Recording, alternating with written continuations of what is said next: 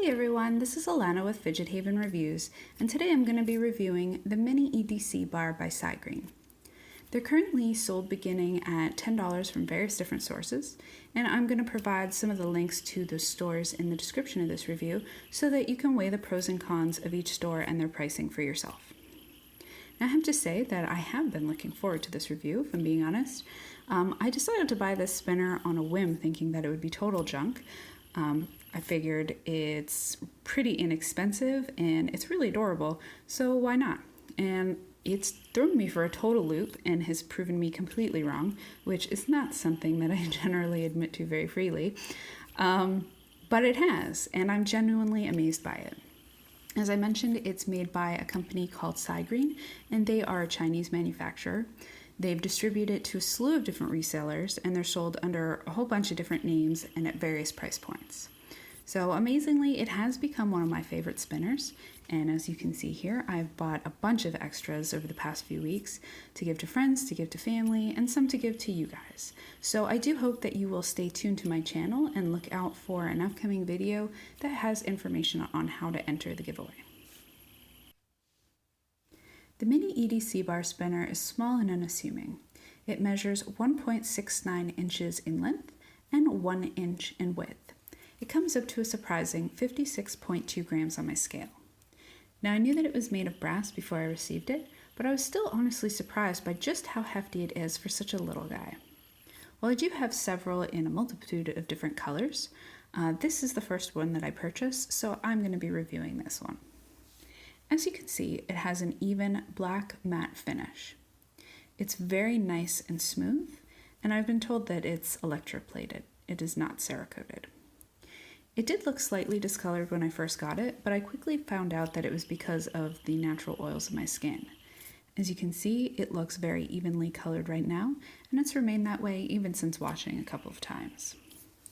It has very nicely rounded corners, and it has a well-proportioned chamfer that goes along the edges.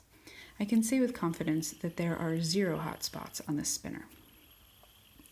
The buttons are threaded, and I do find that they're kind of small, but they work well for the size of the spinner. They have a diameter of 18 millimeters. The buttons are wonderfully concave, and they're incredibly comfortable to hold. I have to say, I love these buttons. I wish that more spinners came out with concave buttons. These might just actually be my favorite in terms of comfort. Now, I wouldn't complain if they had a larger diameter by a millimeter or two, but I'm also not complaining now.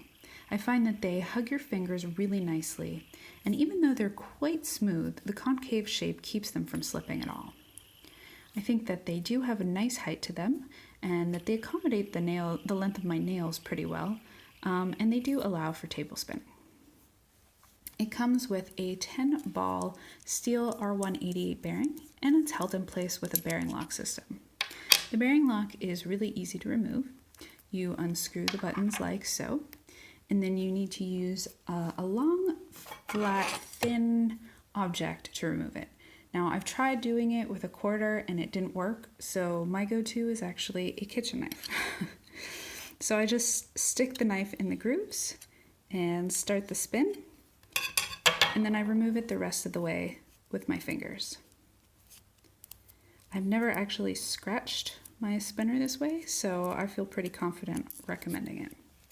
So once the bearing lock is off, you can just pull out the bearing for easy maintenance or replacement.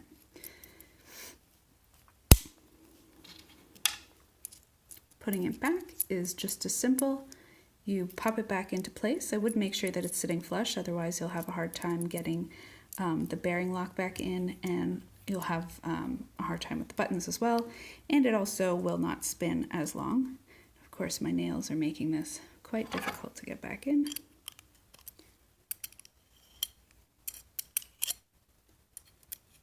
I apologize for the amount of time that this is taking. There we go.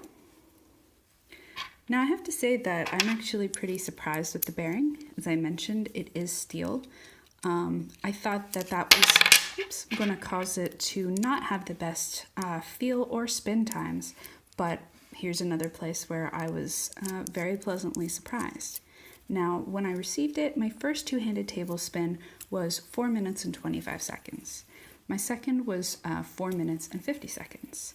Now, I always do, well, as long as I have the opportunity, I always do my spin test the same way. I spin it twice after receiving it, I clean it, and then I spin it again to get a more appropriate spin time. So I chose to clean it with 91% rubbing alcohol. And after a good wash and a dry with compressed air, my third two-handed table spin was 5 minutes and 22 seconds. Now, I've achieved spin times of over 6 minutes since, and spin time isn't really a big deal to me. I'm more of a fidgeter, and I really honestly rarely let it spin longer than a minute in my hands, but I feel like it shows that spinners don't need to be high-end in order to get above average spin times. I think that low-end makers now have a pretty high standard to work towards. Materials make a definite difference, and I wouldn't expect a titanium or aluminum spinner like this to spin for quite as long, but the mini EDC bar really has raised the bar in my books, and I think that low-end spinners have a lot to work towards.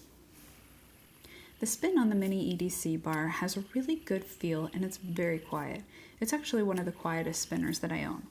I find that the vibration feedback is at just the right level for me.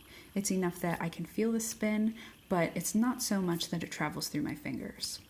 The sound is really well dampened by the compactly heavy brass, and a benefit of that is that you can hear the balls quietly spinning around the races when you bring it to your ear, which is something that I really appreciate.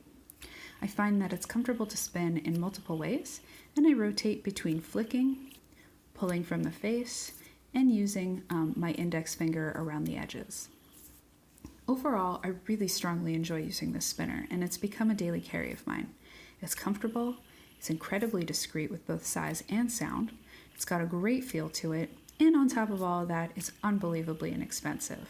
I don't have to worry about losing it, because if I have to replace it, it doesn't cost very much, and I have very little fear of damaging the coating, as I've dropped it a number of times, and there's no dings, and I haven't scratched it at all.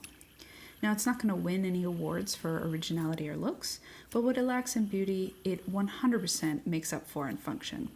I've been recommending it pretty much to everybody and their mother. Now, I would classify this as more of a concentration fidget. It can be used for distraction, but its size and the sound that it makes it really good for concentration, and you also don't have to look at it while you're spinning. As far as distraction goes, as I mentioned, it's not the prettiest spinner in the world, but it actually looks pretty cool when it's coming to a stop.